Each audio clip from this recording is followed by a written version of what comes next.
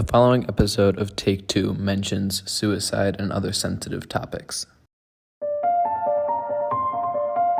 I don't support that. It's more likely for you to commit a crime. If you gotta take a quick pause to get yourself together. No, I'm just forgetting like everything I'm like saying. How can you say that they need to be treated with respect and then also say that their natural instinct is disordered? Trump was just sworn in as the next president of the United States. Welcome back to the 6th episode of the Take Two podcast. This is the first episode that we've been back in a while, so it's good to be back. This episode was really put together on short notice, so we apologize for that. We're working out some kinks like seconds ago, literally. We're going to welcome Gabe back after he wasn't here for the last episode. So, Gabe, it's good to have you back. For sure. We're excited to get back into it. As a reminder, we've made some adjustments to the episode format. Debates are going to be 20 minutes long, and there's going to be one less news story, so we have time for that. With that, let's get into the news story for today.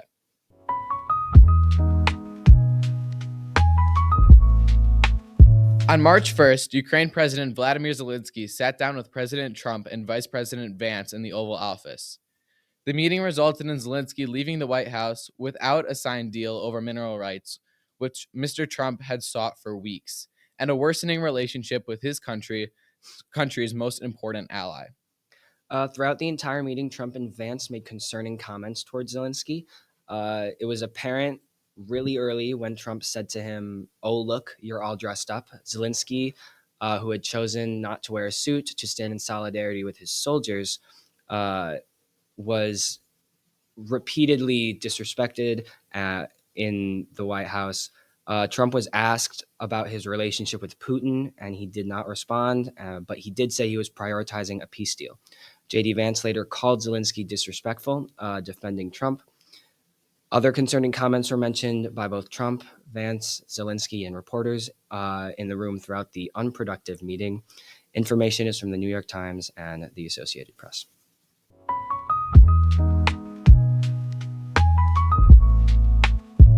We will now go into the debate segment. Today, we are joined by Luka Boban. Luka, would you like to introduce yourself? Good afternoon, guys. My name is Luka. I am a high school senior, and I'm glad to be here on the Take Two podcast. Thank you. Thank you. Today, there will be 2 debates. We will spend 20 minutes on each topic. I will act as a moderator for the first debate, and Gabe will act as a moderator for the second debate. The moderator will give a 2-minute warning. This debate will be open discussion and open note. To start, Luka will state his claim. My claim is that objective morality exists. Over subjective. No, Wow. objective morality exists. Okay, can you define your terms for objective versus subjective? Sure. morality? Subjective is when a person individually makes the choice on whether something's moral or not. And objective is that there is a higher power that has the order of morality so that no individual can make that choice. It's already made for them. Okay. So I guess where I want to start is when I'm looking at, when I'm trying to decide between these two things, I'm thinking, what proof do we have that either one exists? And when we're looking at subjective, throughout history, justice has been subjective. Could you expand on that? Well, I mean, we were just talking about this before the episode started, but when America was founded on slavery, and during the time of slavery, that was not a objective bad. It was like nobody cared. So that is subjective because now obviously slavery it's disgusting. So that is by definition subjective. Yeah. Well, I would disagree with that. I think that we also have there's a little bit of kind of a mix up with the word choice that we're using and especially the vocabulary. So let me define my terms a little more further. Morality specifically is an objective, according to my belief and really that of the Christian faith, is that morality exists as an objective. What I believe you're confusing is ethics. Something that's ethical does not necessarily need to be in line with morality. For example, for your case in slavery, especially slavery's existence in the United States, slavery might have been ethically good at the time, but it was never morally good. And it was never justified by a moral standpoint. It was really just the ethics of the time. For example, ethics can change. For example, murder is murder, and the intentional, willing to kill someone just to kill someone is never justified. It's inherently bad, and intrinsically bad. But for example, if someone comes to your house and like shoots your dog or something like that, you might believe it's ethical to go find him and shoot the guy that hurt your dog. Like it might be ethical, but is it moral? No. Okay, so I'm glad. Thank you for redefining that. Mhm. But doesn't the church change its official standpoints on stuff? So, What like, church? I think the official Catholic Church. The Catholic The Church. Catholic Okay. Church. So, but then when we're looking at the Catholic Church, so do the other churches. And I mean, So you said that they changed standpoints. Could you they name an change. example? Yeah, I can, of course.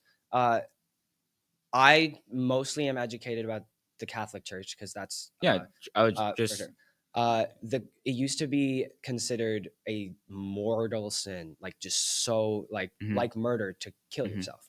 For someone suffering Mhm. from suicidal Yep. thoughts and stuff, if they killed themselves, that was like straight to Okay. hell. And the church doesn't think that anymore. I, as far as I can tell, the church has publicly stated that there is more nuance to the Okay. situation. Yeah, I disagree with that from a fundamental standpoint. The church isn't advocating for people to go and Oh kill no! themselves, That's not right? what I'm saying. That's not. Yeah, What I'm saying. no. I mean that putting the fault morally Yeah. of the suicide on the person who killed Yeah. themselves. That's the church doesn't do that. Okay. So what they've done is not change their definition. They've kind of specified it actually a little more. Dying by suicide is never anything that's justified by the Bible. I think it's actually contradicted in the Bible. But for what you're saying, it's a good example is that of the San Francisco Bridge. There were few survivors compared to the amount of people that did die after deciding to jump off that bridge. But what the Catholic Church is saying in that is that there's more to morality than just what meets the eye. For example, there's from the Catholic perspective that you're taking on, and I will defend, it's that there's an objective, what you do, what the actual action is, that what you did, the intention behind that action, and then the circumstance that leads to that to that to that to that truth, to the action that you committed, right? So for example, in the San Francisco Bridge, the Golden Gate Bridge example, when someone jumps off, you know what the most common thing is to say for the survivors of That they regret it that they regret it, for sure. right? So with that new data, with the medicine that allows people to survive an incident such like one like that, it's allowed people to see, especially the Catholic Church, that these people, while they were falling, said, I don't want to die. What if they didn't? Would they still be Well, liable?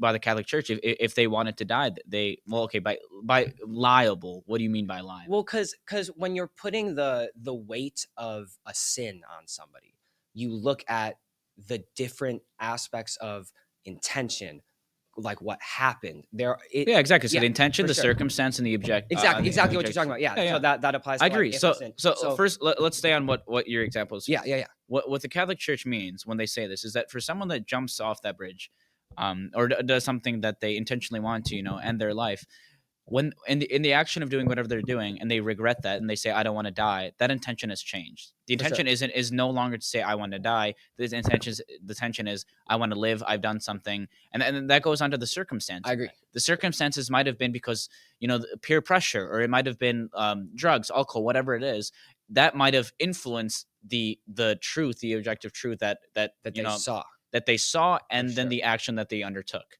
For sure. Right. So the Catholic Church's opinion has not changed. If someone wants to, unfortunately, end their life, the Catholic Church doctrine has not changed. If someone wants to end their life, they're, the reality is that they will not be allowed into heaven. But again, I want to clearly say that I'm not God, and I don't know. There might be some way that God deals that, but in the Bible it's clear that if you intentionally want to end your life, and it's why we do it for any other kind of murder, right? Mhm. It's not, you would never try to justify murder, the intentional killing. Why would you do that first? That. But the thing that I want to the problem I have with this objective morality claim is that for me it's just too one-sided. There is no issue that is that simple ever.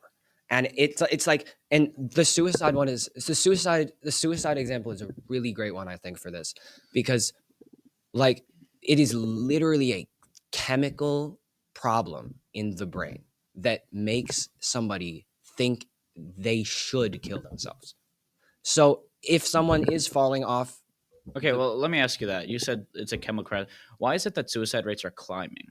it's I that's a whole nother topic. I think it's largely because of social media. Okay, so we agree that there are some third-party things that influence a For person's sure, mindset, for right? sure, for sure. So chemically, if you're going to make that biological argument, there are still processes outside of one's control Absolutely. that influence that decision. I would argue that God, if he's real, God will is a influence it. process outside of our control that influences how our life goes. I mean, And I don't really okay, think that we can sure. Let me extrapolate on that a bit. Objective morality can only exist because of God, i.e., a supreme being for which everything is fine. And I don't really like using the term being because really God is something that we can't define scientifically. I totally agree. Right? But God is omniscient, omnipotent, omnibenevolent. God is not a thing that exists. Exactly. God is, Yeah, right? for sure. When God says I am, God really just is. And I think that because of God, we can use objective morality. But without God, we have subjective morality, which I would define more towards.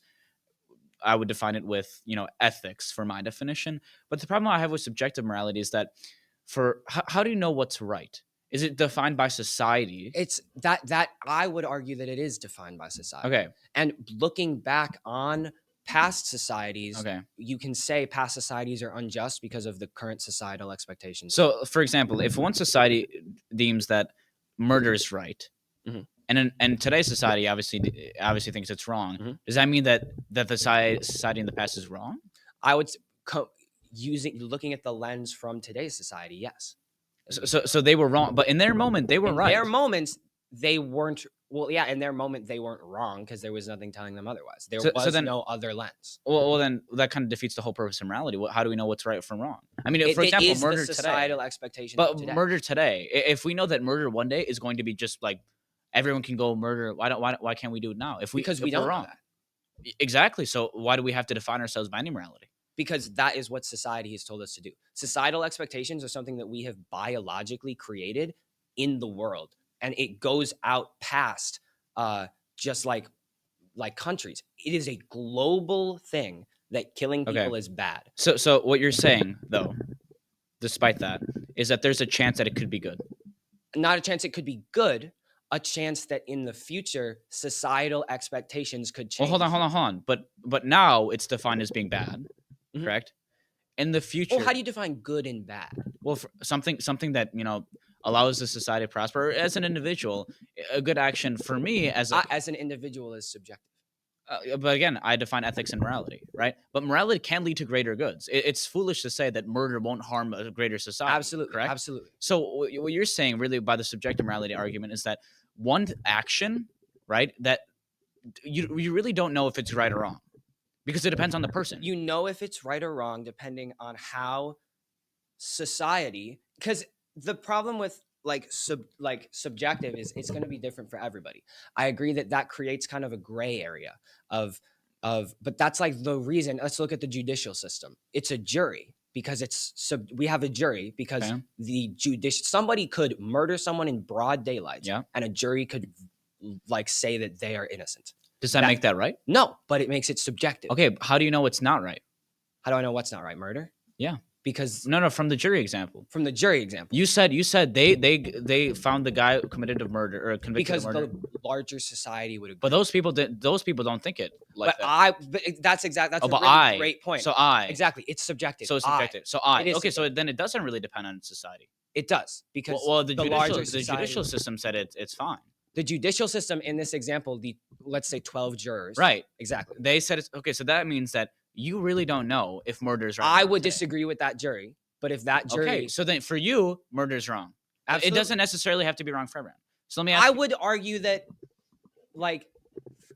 murder is always if wrong. Murder wasn't, but the thing is, murder is against the law, so we have a pre-precedent. But it wasn't always against the law. Exactly. So in the time when it wasn't against the law, there would be no punishment for it. I'm not. Right. I wouldn't argue that it's fine because I disagree with it. But there would be no punishment. Do you admit to the fact that there's a chance that murder is right and you're wrong? I don't because think it's subjective. I don't think there's a chance that the murder is right because I subjectively. Okay, but for you, murder is always wrong. But for someone else, it could be right for sure. And there's a chance that for Jeffrey Dahmer, murder was right. I don't think that's a crazy thing to say. For him, like Oh, okay. subjectively for So, Jeffrey Dahmer, murder was a right but there's a thing to do. chance that that murder was justified because it's all It subjective. was justified for him. okay. It wasn't Well, justified for the larger society. well, as hold you've on, seen by but- him in prison. But it's all subjective. It doesn't really matter about the society as a whole. But the society as a whole is subjective. Let me ask you this: today, murder is wrong, and I'll get back to this. Mhm. In 550 years, I don't know that was that exact. If society deems murder to be like a good action, justifiable by society, does that suddenly mean that in that time murder is justified, and we were wrong here, and murder is then justified? I think it depends on the lens you look at it. Oh, I so it don't depends. Think, it Okay, depends so- on the lens you So, look at so it. you agree that murder could be right? Murder, Could murder be right? I don't think anything is right or wrong. It depends on the lens. you Okay, look so at there's it. no right or wrong. So there's a chance that I look at everything extremely like I don't even. So let me ask you this: there's a chance that the Holocaust, which murdered 6 million Jews' lives, was right. I don't agree with that subjectively. So for you, but I mean, for But someone, it the doesn't really argument matter. that we're doing is that there is no objective truth. Yeah. If we're really zooming out here on a universal scale, Okay. like Well, can- all I'm saying is that just for you, like, sure, it's wrong. yes, absolutely, Holocaust the is wrong. Holocaust is wrong. But maybe a group of society, that's fine.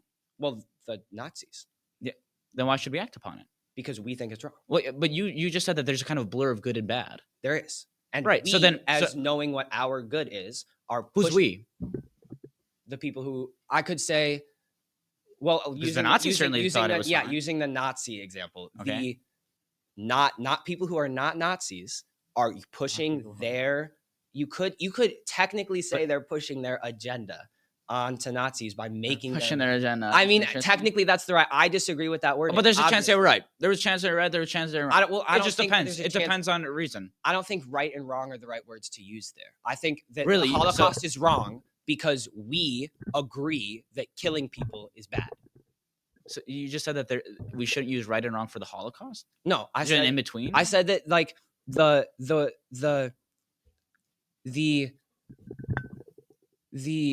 words right and wrong when we're talking about like Mhm. those words can't really be used when you're talking Exactly, about because they're subjective- meaningless. They're subject- meaningless in exactly. subject. They're meaningless. They're meaningless. Exactly. I agree. And that's why we need an objective. Because without objective, everything's meaningless. We have good or bad. What's it to you? Like it doesn't matter. When we look at the Holocaust, societal rules that we set. exactly. But for a set- society in Germany, for the Nazis, it's fine. So Well, does that mean are it's you saying it justified? wasn't fine for them? Do you think that Well, for me, I'm not arguing from a subjective. For me, it's easy to say from an objective standpoint, murder is intrinsically wrong, I agree. and that's always wrong. But no, you don't believe. it's I agree. intrinsically wrong. I agree that it's intrinsically wrong from my perspective. I can't put myself in Exactly. somebody else's So shoes. you think that? I but can't someone say else- anything. someone is else might be objective. right. Even Someone if else might God, be if right. God, I have no strong stance on if God exists. Okay. But let's say God exists. I have no space to say what is objective and what isn't. I will be viewing every single thing from my subjective point of view, and that means morality is subjective. I don't think so. I mean, for me, if you just base it off of the Ten Commandments, off of God's law, you will But see how- murder is wrong, Okay, and that's why objective morality needs to exist. but then you get back to like the church changing its view. Well, the church hasn't changed, but it has changed. its well, view. so has medicine. Yes, medicine changes, So does that mean but that God doesn't change. well, So in objective morality, it can't change. You can't like the whole point is that it objective can't. morality doesn't. It's a law. It's a But law. The church then hasn't who changed. enforces the law? For example, hold on. The law's enforced by God because God brings it to us, right? By God giving us life and breathing life into us, we have that. You know, like God creates us, and from God we have society itself, right? For sure. So the church doesn't change. The church has never changed its doctrine that suicide should be justified. They're not calling people out to if Of they have a course not. tough life, Of course not. go die by that's Of course not. illogical, right? It doesn't make any sense. But the idea that individuals get punished for suicide has changed. well, hold on. In that sense, we haven't changed that morality itself should be identified by its objective, right? Its intention and circumstance. What they've done by the survivors and really by medicine, which has been able to keep these people alive who've tried to die by suicide, and they take these people and say I didn't want to die. I jumped off the bridge, and from the second my hands left the bar, I didn't want to die. But that's not what it's like for everyone. Exactly. The law hasn't changed. The law hasn't changed. But I would say that the dying law by has suicide is changed. still, if you intentionally mean it, it's wrong, and it will always be wrong. It's wrong in the fact that you are suffering, but I don't think that it's like, what do you mean by wrong? Like, It's not- defining wrong. it's We're societally putting someone. That's how we defined it before. No, but you use wrong when you talked about the Holocaust, right? Yeah, You for agree sure. that I think that intentionally dying by suicide is wrong. In the same wrong sense that how? murder is. But like, where do you put? Because when you have the Holocaust, you have it's wrong Why is it because wrong? someone did something, and and the same, that if someone dies by responsibility- suicide, is that responsibility person, put on them? no, that person performs an action that leads to a consequence. It's in the same way that murder works. But I don't think it's a consequence. You don't think it's a consequence? I think really? I have a lot of So there's no friends who have- consequence for jumping off of a bridge. Can I tell you how? I'm gonna say yes, but I need you to let me explain myself. Okay, I'll. Butting in here, there is like 2 minutes remaining. So I have my best friend has tried to. I'm going to try to be very vague for their privacy. Has tried to kill themselves twice, and Christ have mercy. and yeah, I totally agree. And the first time they got stopped and still wanted in the moment. Mhm. They were ODing on the floor, and they wanted in the moment to die. Okay. That responsibility that is not put on them. No. It is not. And so but then we're talking about the Holocaust. Okay. Well, hold on. Let me interject there for a second. Yeah. You don't know that in the millisecond before his death, he might have rejected that. He said he might have said told no. me they told me. But he's still alive, and we're thankful to God that they're he's still alive because. But in that moment before, they got the drugs taken out of their system. Right. But in the moment before his death, which thankfully did not happen, he might have said no. He might have said, "I didn't want this," and for that reason, God is outside of time, and because of God's existence outside of time, if I can pray for someone who unfortunately died by suicide, and because God exists out of time, God can use that prayer for that person in that instant before his death, to give that person the hope and the courage to say, "I don't want this." But I think that is a wonderful thought. And for that reason, objective morality, I mean, not really for that, but I mean, in a global sense, because God exists, we need objective morality. But without God, you still need some kind of objective morality to say, this is wrong, and this is right. I think it's less objective and more biological. We have intrinsic biological. So biologically, murder is wrong. Yeah, totally. We biologically don't want to murder each other. Okay, because to advance the species. For sure. So when we look at like Greek society, why is it that they some of them murder each other? Roman society, because they didn't. Each other. Well, did they murder all of each other? Well, hold on. Why do we have wars? Because that's separating people. So this is one of the best debates that I've ever listened to on this podcast, and I hate to end it, but we are at a 20-minute mark, so we're gonna move into our next debate. So thanks for coming on, guys. That was like one of the best debates that I've heard. We're gonna have to talk more about. We're gonna God's talk about it at existence. lunch. Yeah. That was super fun. That was super fun.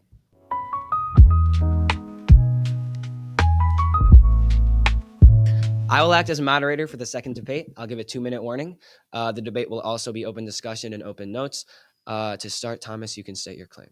Great. So my claim is that Elon Musk is not beneficial for the American government, and I think that I'll let Gabe go say the final thing. Oh yeah. Wait, there's a final thing. Yeah, you're supposed to say Luka. You can begin. Luka, you can. Do you mind if I start? 20 minutes starts right now. I'm going to ask you. Yeah. Why is it that you think that he's not fit to be in government? Well, I said that he doesn't benefit the American government. Okay, why doesn't he benefit the American? Well, his job in the Department of Government Efficiency is to make sure that money being spent is going to the right parts, right? I worded that weird, but that's the general idea. That the money is going to its right. So the government money is going to the right location. So for the main example of that right now is government agencies. I disagree from that, just from like the president's position. I mean, he put him there to decrease government spending. Yeah. Not only to regulate it. So it's a big caveat though. Okay. So regulate and decrease government spending. For the sake of argument, I'll say we'll go off of that. But what the main idea is to make sure that where you're decreasing that government spending, you're decreasing it from the right places. Okay, again, right, according to Gabe's definition, is subjective, right? So I'm assuming that that's subjective too for you. It's again, I did. I mean, it might be right for you. It might be wrong for someone else. Like, who's to say? Yeah, that's a good point. I think that's why in my claim I said that it was beneficial to the American government as a All right. whole. So then, from that standpoint, from an objective view, this whole argument falls apart because if someone disagrees with you, I mean, it's subjective. Why not? Why? Well, you can look at that through statistics, right? You can say like this happened and then this happened, so you can say Yeah, but for then again, example, at the end of a statistic, there's always a right or wrong. For example, like I could donate money to the poor. The end for me is good. Well, someone else might say, no, this is a waste of money. Yeah. So, but you could see that that's a little bit less. Well, no, that's exactly what a lot of people are arguing for there. Yeah, but I think the issue there is that like it's more straightforward than donating to the poor, because if you donate to the poor, you're not going to solve. Okay, we're yeah, you're right, and we're getting off to a little bit of like a red herring there. All I wanted to say is that based off subjective, right? I mean, this isn't even really morality now, just because like each person has their own individual thoughts. Yeah, we took a 180, didn't we, on the conversations that we're talking about? So this falls apart just because if someone disagrees with you and says that the end of this donation of money is wrong, this is just an argument about subjective versus objective morality. So I guess it's a good plan there, right? Yeah, it led in well. So the issue with donating to the poor, though, and that there's no issue with donating to the poor. I worded that really incorrectly. Okay. The problem with your example there was that if you give money to the poor, right, like you're not going to solve world poverty through donating to unless you give like billions of dollars, right? Yeah, let's say you do. Yeah, then that would be good because you solved poverty. Okay, and I don't understand your point. So that's exactly like you can clearly see that solving world by donating money, you solved world poverty. Hold on, you just said that you can't solve poverty with money. You can if you donate billions of dollars. Okay, so and your point is so you can. So in that sense, it works if and that's good, right? Solving world poverty. Hold on. First of all, you cannot solve global poverty with billions of dollars. I don't know what the exact number is, but it's hold on, giving all the money, if all the money in the world, right? Give it to that would solve this. I'm being completely like I mean I disagree with that. I think I believe in the what's that one? Give a man a fish, he feeds himself for a day. Teach him how to fish, he feeds him for a lifetime, right? So I disagree with that. If we just dump money on people, that they're going to somehow like know how to use it. Okay, so that's a separate debate. But if you give somebody one person has $0, right, and you give them $1 million, right, for a moment they're going to be in a good financial like setting. It doesn't matter financially, yes. In that instant, yes. Now 10 days later, they might spend $1 million on a Ferrari, Lamborghini, whatever they want. Right. So then they're not. But you can see that. So then that would give us the answer to whether giving money to the poor is good or bad. So you're defining that upon what?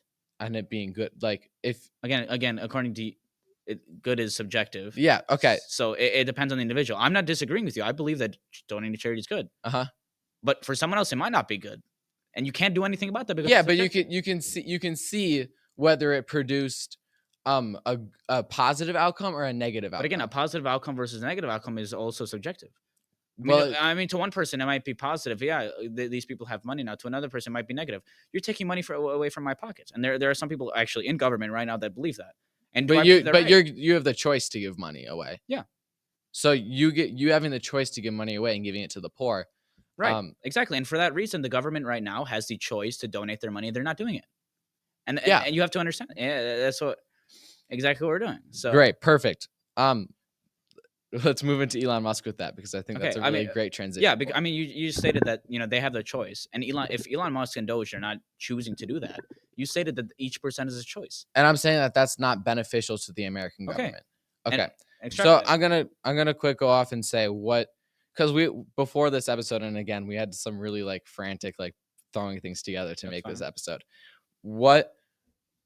I'm curious on what your stance on Elon Musk is, just like described in a summary, especially in the American government, and how do you think that he can benefit the American government? Do you think that he's bad for the American government? I think that anyone could potentially benefit American society. Now, I know that a lot of people are against him being like a rich millionaire, or what is he, billionaire. in government. And sure, there Almost a are some aspects trillionaire. that are almost, but he's still a billionaire. And Uh-huh. I understand how some people could be scared that while he has a large amount of money, he's in government power controlling things that his companies could, he could do things that would be in favor of his company, and he kind of already has in some instances. But then again, a person, any person can effectively make good positive change. Again, good is subjective, but Yeah, so I'm looking at exactly like what he's done as of March 3rd, 2025 at 5, like whatever. Well, hold on. You're making the argument that he's not beneficial. So why don't you give me a space that you want to discuss about how he's not been beneficial? Yeah, so first of all, you already brought this up that he's from his federal contracts, he's gaining personal wealth through his companies. So most notably, As that's any company owner would do. Yeah, through their. But the point is, when you're an official in American government, Okay. you don't want to help yourself. You want to help the American people and the America as a country. Yeah, you're citing a broad claim, but you're not providing evidence as to how he's negatively impacted the American people. Yeah, that's what I'm getting into. Okay, I'm waiting. So Musk companies, which are notably SpaceX and Tesla, have been awarded substantial government contracts, right? Okay. Since records began, SpaceX has been promised nearly $20.7 billion in government contracts, research grants, and other forms of public assistance. Can I cut you off there? Again, you're saying that they're getting money. What effect does this have on the American people? I'm about to get to that. Okay, great. So could we just go? Yeah. So we'll first of all, he's getting a lot of money from the government. Right. In fact, he's getting $8 million per day through his government contracts. Okay. Your grandma, who's on a Social Security, my grandma's not on Social Security. Not yours specifically, but generally, I'm using an example. Okay. My grandma's on Social Security. My grandma's not from here, so. The average monthly Social Security benefit for retired workers is approximately $66 per day. Mm-hmm. We should be, instead of giving that $8 million per day to Elon Musk is gutting the Social Security Administration, and Gabe gave it perfect. He's gutting what? The Social Security Administration. How can you explain to me how he's taking directly from the Social Security system? Yeah, so he's firing their employees. How is he taking away from that? Isn't that generating more money? From firing their employees? No, because then you have less people working on it, which Gabe gave a great example of this before, where I think it was his dad, and I don't know what it was trying to sign up for Social Security, and just it wasn't working and he couldn't get it through. Yeah, so could that be because there was a great influx of people? With fewer people, there could be greater efficiencies. Do you agree with that? In some cases, yes, but if you have you have people in the Social Security Administration who have important roles in that administration and are cutting them from that's what do you define as an important role? It depends, I think. Oh, it depends. Yeah. So let me be clear. You think that Elon Musk just threw his hand around and fired random people in the Social Security Administration? Is that what you think? Well, I don't think personally, I don't think that Elon Musk has any idea what's going on in the Social Security Administration. But so he's just throwing out his finger like firing people. Well, Elon Musk isn't firing people. He's not going, John Doe over there, you're fired. It's people within Doge who Musk oversees. Okay, so I mean, we're specifically talking about Elon Musk here. So I mean, I understand that. Elon Musk is also overseeing. I disagree with that. First of all, do you have any evidence to support that the Social Security Administration is decreasing in efficiency? I have evidence to say that he's gutting the Social Security Administration. But your evidence for that was that he's firing people. Now that has no correlation with if it's making it better or worse, right? In 10 years, if Social Security Administration is more efficient than it was today, I guess I should make the example 3 years, right? This was specifically related to, again, a retired worker on Social Security making $66 per day, and Elon Musk making $8 million per day. Yeah. Okay. Let me go a little further than that. But first of all, firing people isn't necessarily a bad thing. If you have an excess amount of workers, for example, if I could go into Culver's right now, I would take about. He works at Culver's or McDonald's. Is it Culver's or McDonald's? I work at McDonald's. Yeah. But if I could take away half of McDonald's, we're more, we're kind of more short staffed. Okay. That doesn't make us less inefficient though. In Culver's, they have 15, 20 people. I go in there. I don't know where these people are. They just keep coming. I would go cut off half of them. Now, would I be waiting for food longer? No. I mean, maybe, yeah, that's but there's a chance I could get it right in an instant because people are running into each other. I mean, that's just basic so physics, right? this goes this goes back to like, what are those specific people doing that makes it better? Exactly. Right, Exactly. okay. So to say that he's gutting the Social Security Administration, can we both agree that is a big claim without substantive evidence at this point? Well, that's a claim that's true, that Well, he but is gutting the Social no, Security but Administration. you're basing it off of statistics, Uh-huh. and by saying gutting, right? You're gutting it from like money or whatever it Firing is. people. Okay, but that is not necessarily a bad thing. No, but it's not. But we can Okay, see great. the We agree. effects of this. Great. Do you have evidence to support that? Well, the main like personal evidence is Gabe's dad. Gabe's dad. So All because right. Gabe's dad website didn't work, we suddenly have to assume that the Social Security Administration No, there's is somehow decreased in efficiency so much that the website isn't working. no. Great. Okay, definitely so we not. agree that there's not substantive evidence to either agree or to affirm or to deny the claim, right? Well, this So- isn't just the Social Security Administration. Great. though. And I was If you making can provide evidence with anything else, that's okay. So just been government-wide layoffs for thousands of federal Okay. workers. This includes CMS, Okay, CPBF. but again, we're at the same thing. They're firing people. What are the effects? The effects don't have to be negative. Do you have any of the effects you state that we can't say there's they're good been- or bad? They have to be based on statistics by your standard. So Do you have any one statistics? example is that he just gutted the FFA, right? And Okay, you have to specify gutted, right? So I get confused on whether you're talking about money or about workers. There's a big difference there. Yeah. So to my research, it's been workers, but it's probably been money. Okay, I mean, it could be both, but again, we're going on to a little bit of a tangent here. But to answer your point, what your claim is that just because he's firing people means that somehow we're having a negative effect, and that's what you're assuming. Yeah. So no, I'm bringing that But- right but now. that Is that doesn't FFA? You're he- taking two uncorrelated facts and putting them together to make it seem like he's doing something bad. And I don't agree or disagree with that. There could be an instance where the Social Security Administration goes down in efficiency or does not supply enough, of the elderly people on Social Security benefits with money. And sure, that's bad. But I'm saying now, from a discussion standpoint, you can't make the claim that, sure, Elon Musk makes $8 million a day from his government contracts and then correlate to a fact that he fired countless amounts of people in Social Security Administration. Like, that hasn't changed the amount of money people are getting, So this is what. at least from today. Well, it But- could if we took that $8 million and put it into the Social right. Security. Let me ask you this: Administration. let's say he gets $8 million. Is there any way for that to be justified, for him getting $8 million? In this current situation, no, because he's putting Great. them into his own companies. But in Great. other So, situations, okay, by you, but let's say he invests into greater amounts into SpaceX, greater amounts into Tesla, and he provides each elderly person with a car. Is that somehow justified now? Well, I think there was a better, more direct way to do that, though. By And, giving for the money. example, putting the money into NASA. And more Well, government great. I'm great you agencies. mentioned that. So with SpaceX and with the government contracts that he has, he might be replacing Verizon with the Starlink system. Does that justify his claim? I'm gonna say that again. I lost. So you. he's trying to put with Starlink, Mhm. another one of his. Yeah, I think yep. it's affiliated with SpaceX. He might take over Verizon. I think providing the FAA with their government internet. I don't know where the FAA gets their internet from. All right. So I believe it was from, and you can fact check me on this, but I believe it was from Verizon. But now they're trying to change it so that Elon Musk can use his Starlink, which could Uh-huh. provide not only better internet, if proved to be correct, but also be a lot more efficient. Yeah, so that would be a great way to Oh, so it is great. So the $8 million is great. no. that's a like one scenario where if that is what's Well, happening, hold on. What if he's funding that directly? Does that make it good? what if he's What if the $8 million are going directly into Starlink? well, that's he's first of all, he's benefiting off of that through government spending, right? Who's he? What do you mean he? Elon Musk is Okay, benefiting. so he's from these benefiting, companies. but if he benefits the American society, does that make it good? yeah, that's what we're talking about. So then there's nothing bad with him getting $8 million. Well, so the issue is that those $8 million could have gone into things that are already Could have gone into associated what? with the government. Like Um, what? NASA, Like USAID. yeah, sure, USAID, Right, NASA, so FFA, Explain to me how IRS. How is USAID going to help Gabe's dad?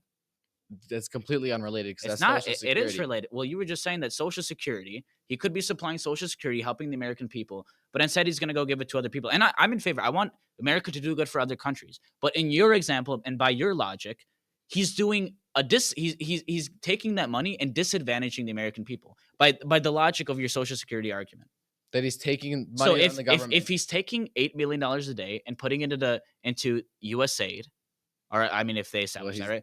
Let's say he does that. Okay. For you, that is better than him taking it and making Starlink system so that no one ever has to pay for internet services again.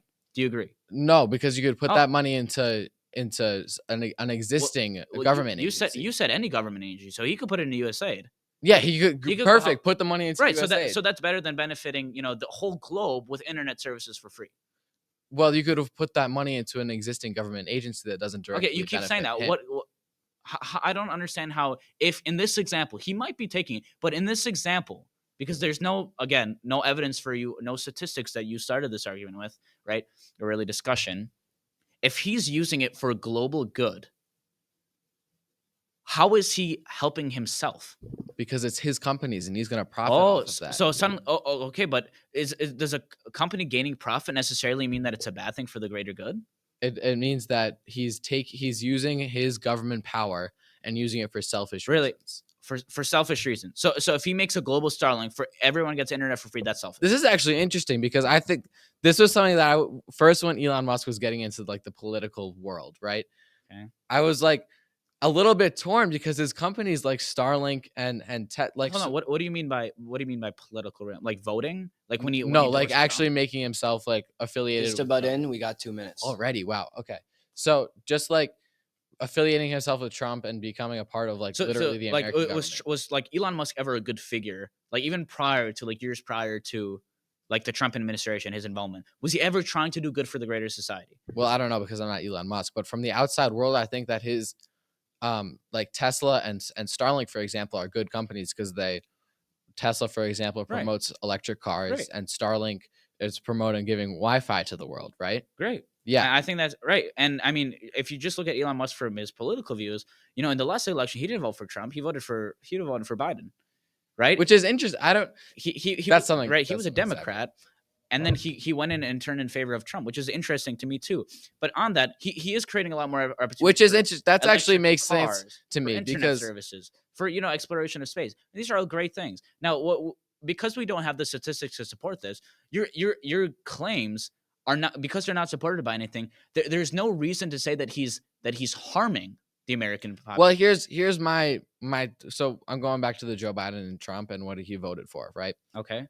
I think that. And this is, again, there's no statistics to back this, but if we're going to have a conversation on this, it would make sense to me if I had however much money that Elon Musk's have. If I want more money, I'm going to vote for the person that benefits me personally. Okay, can you name me any millionaires or actually billionaires besides anyone in government right now that voted for Trump? I have no idea who voted for Trump. So at the that doesn't mean that they're good. If you look at the Democrat Party, you look at major figures like Jeff Bezos, Steve Jobs' widow wife. If you look at people like I think Mark Zuckerberg, all of these great figures. Zuckerberg was at Trump's inauguration. Yeah, I think he switched up a little bit after his first shooting. But a lot of these people, especially same with the TikTok CEO, benefited his own company. Well, hold on, but he didn't have a vote. No, but he can still endorse. He can endorse Trump. Did you actually? You know what was scary was, did you see that the TikTok notification that went off on? Like TikTok made that notification that came up. No, I don't use TikTok. Okay, TikTok had a notification that came up and said, thanks to President Trump's efforts, TikTok is back online, which is clearly endorsing I think Trump, I did actually see that. Which is what I saw, and I'm like, that is the scariest sentence to put on the biggest billboard in the world. So you're against that? No, I don't think that. But hold on. But do you not use their ByteDance's editing platform? Does that mean that? No, we do. That's actually should funny. You stop using that now? I think if we found a better alternative, then there are many alternatives. I would argue that there. Please find me a better alternative to CapCut. I'm actually looking for one right now. I would. I mean, Adobe Premiere is pretty good. I have to pay for that though. No, you can get it free with the school. Actually, I can. Yeah, that's more like that's harder to use though. That's well, it comes with all of Adobe. Yeah, but there's Adobe Premiere is hard. Okay, but we're getting off. All right, we are actually out of time. But I think I want to do really quick just because I'm moderating this. I think we kind of got off topic, but we did a little. What I want to talk about, what I really want to talk about, is the last thing we said, where we said, is the TikTok CEO like endorsing Trump a selfish act? Because I think that's what we were talking about, and or not endorsing Trump, but the message on the. Well, hold on, but back to his argument, he's saying that Elon Musk is disadvantaging what American society. No, The TikTok CEO has no matter, has nothing to do with American society other than, I guess, possibly. well, also he negatively has affecting- he has a huge influence if he basically puts on his app with billions of users, millions. I don't know what the exact number is. Okay. That Trump is good, and thanks to Trump, your beloved app is back. I'm That's gonna gain votes for Trump. Okay, especially from I'm TikTok. sorry, but we're users. talking about Elon Musk and his effect on the American society. Can you explain to me what the connection is? Yeah, so it's showing the selfishness from billionaires and the world's richest people having. So how is that selfish? Because it's having those billionaires support Donald Trump who benefit them specifically, and so then how is Elon Musk doing that? Guys, we gotta cut it. I don't know. All right, just answer that last question. How is Elon Musk doing that? By having his own companies, by supporting Trump. Trump is benefiting Elon Musk personally and not the American people. Okay, but if Elon Musk uses his companies to benefit the global society, which I don't have. I mean, I do have the Verizon internet. We are kind of getting into theoretical. Does that mean that it's good? Getting into kind of theoretical back and forth. Hypothetical. If this, then that. If this, then that. Yeah, hypotheticals. If this, then that. So I think we're going to have to cut it there. That was an interesting debate. But I would say in the end that we don't have enough evidence right now to make such specific and directed claim towards Elon Musk. And I would love to have this discussion with you in 3 years to see, after we have statistics, to say, oh, the social security system is taking away money from Gabe's dad, right? But we don't have that right now, and it's working the same. But it was great talking. Yeah, it was a great talk. Guys, Thank you. I wish I could get to the rest of The this. social security system is taking money away from my dad. Hey, you never know.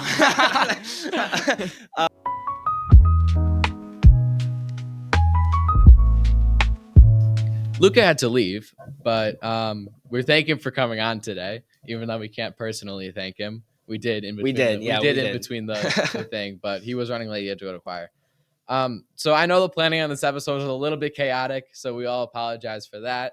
And I know that a lot of people were looking forward to this episode with Luka, so I hope that it lives up to the potential. And I wrote hype down, which is a really weird word to use, so I don't know why I did that. But anyways, Gabe can lead us off. Yeah, thank you to everyone who's supporting us on Instagram. We've had a few short videos do very well on there. So if you don't follow us on Instagram, we post very similar videos. The same videos, actually. No. Same videos as we do there on our YouTube page. If you do have Instagram, please feel free to follow us there for announcements, debate clips, and more. The handle is at Take2 Project Recovery. That's at Take TWO Project Recovery. I hope to see you all there. I also do want to say that this was a little bit of a different debate because it was much less political and much more nuanced in how language was used, which I think is which I think is an interesting way to approach these debates. Yeah, for sure. And now that Luka's not here anymore, so I don't want to expand more on that because I want his. But yeah, I think it was interesting, and I think that we want to have more debates like this. I think the first debate was one of the best debates that we've had on this show, especially, but even that I've seen. So that was super fun. So it's good to have you, and we hope to have you all back in the next episode of Take Two.